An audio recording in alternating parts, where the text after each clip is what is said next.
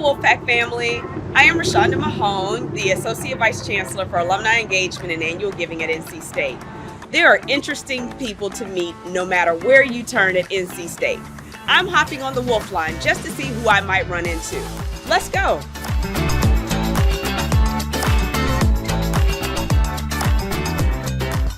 Ben, so good to see you on the Wolfline. How are you doing today? I'm doing really good. Yeah, this is a great day to be on the bus. Yes. So tell me, what are you doing? What are your days like, and what is your official title here at NC State? So I'm the department head of the Department of Agricultural and Human Sciences, and for the first almost 13 years of my career as a food safety extension specialist. Okay. And so I worked and still do work in the area of what people do in their homes around food safety, and also work with restaurants and other small businesses to make sure that people keep food safe and make it so we don't get things like E. coli and salmonella. Yes, that is very important. How did you get into this field of work? Oh, wow. So for me, it really came down to just a love of science. And I had a fantastic teacher in high school who really gave me love of biology and exposed me to a whole bunch of different aspects of really the field. So tell me, you're department chair, so what is it that you're researching? I know, the viruses, foodborne illnesses is really important, but, what is your focus right now or your day-to-day work with this research? Yeah, so I kind of sit at this intersection between what people do and what are the food safety impacts of that. And so my background, I'm not a psychologist, or I don't look at psychology so much. I look at communication, trying to understand what are the best ways to impact behaviors, but then really work on teams, big collaborative teams with others who are really focused in those areas and taking these pieces of microbiology, behavior, communication, putting it all together. And so over the last 5 or 6 years, I've been doing a lot of work looking at how and why people make decisions around hand washing when they're preparing food. Also, how and why they make decisions on whether to use a thermometer. We bring people into simulated kitchens and observe what they do with video observation, and then sometimes we'll actually put not like bacteria that'll make people sick, but tracer bacteria that we can see where stuff goes in the kitchen just during a normal meal preparation step. Tell me more about this lab that you have. I'm assuming it's a lab where you do the research and the observation. Yeah, so it's something here on campus called the Dinah E. Gore Teaching and Research Kitchens. These are kitchens that we built purposefully for work like this and work in other areas of food, nutrition, food systems, understanding how people make decisions in real life settings. And so a few years ago, we worked with a whole bunch of extremely generous and passionate donors to build these kitchens so we could do this work. In the kitchens, we have 3 separate, exactly the same setup, consumer style kitchens, just like you would see in your home.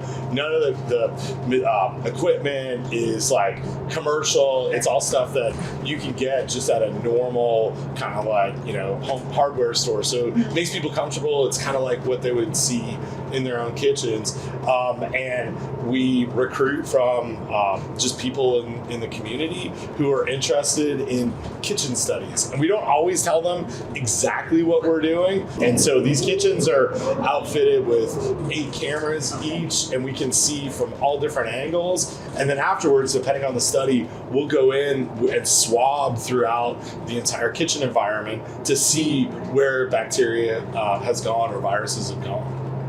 I'm curious, are there any results or anything that you've kind of discovered through these observations and through your research that would surprise you even as a researcher or just surprise us?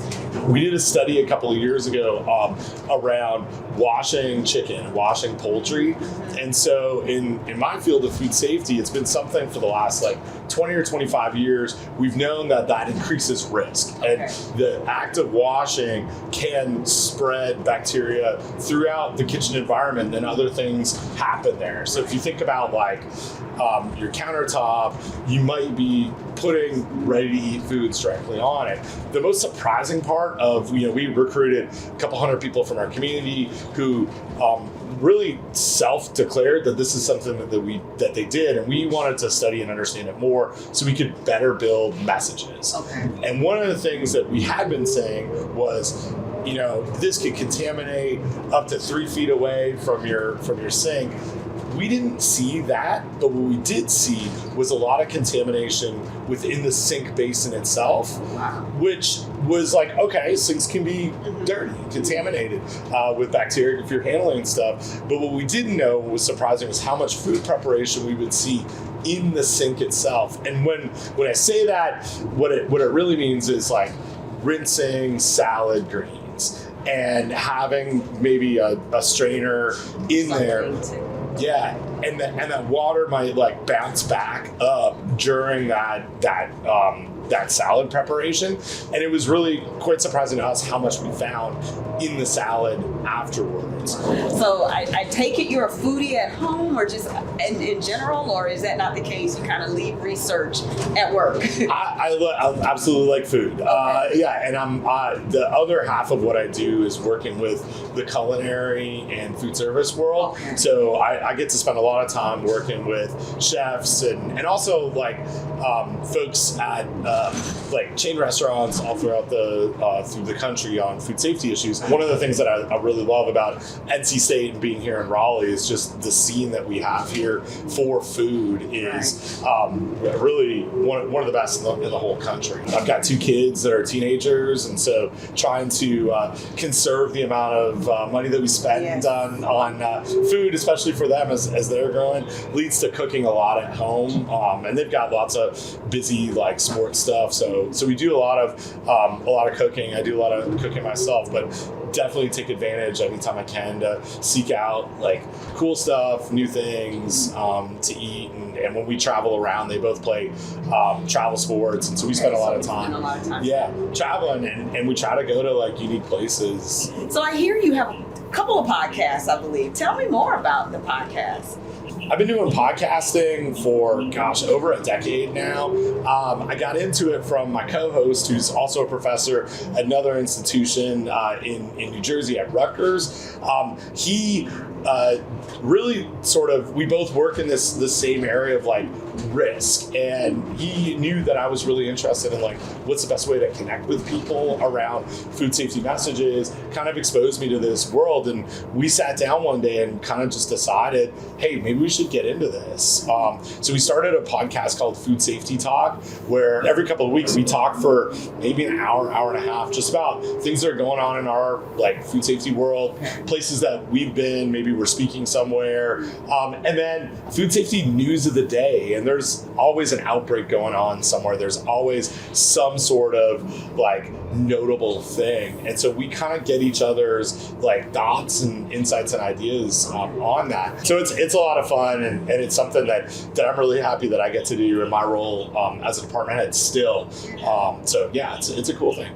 So we're riding around NC State. I'm curious, what brought you to campus and what keeps you here on campus? Wow, great question. It was the opportunity to be at really one of the top land grants in the entire country. I've been here for almost 15 years, and it's a really special place to do not only food safety things, but in my department, we do a lot of work in nutrition, other family and consumer sciences area like housing and disasters, financial management, and having the ability to impact the lives of individuals through what we do in extension really is certainly one of the reasons why I stay here and why I really, really love it.